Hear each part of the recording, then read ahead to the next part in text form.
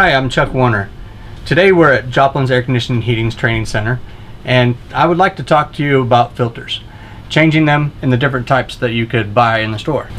Anytime you go in your attic, you definitely want to be more careful. You can fall through the ceiling. Make sure you're always standing on the deck. In front of me you'll see a filter rack. This is for a 1-inch filter. If you take the thumb screw and unscrew it off, place it over here on top so you don't lose it. Door comes off of there pretty easily, and here you'll see your filters right here.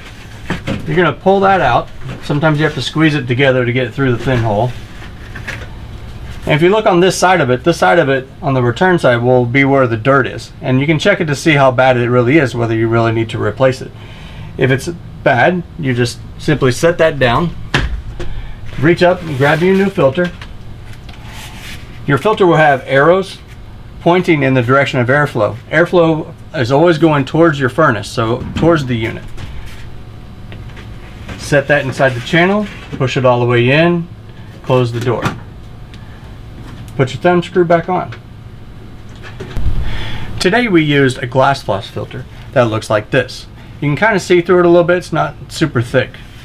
There's also a choice of getting a pleated filter. Now if you're going to go buy a pleated filter, you want to make sure that it's not too coarse. You want to be able to see daylight through it if you hold it up to a light. There's some filters that are actually too thick and can actually impede your airflow, which actually makes your air conditioner work harder.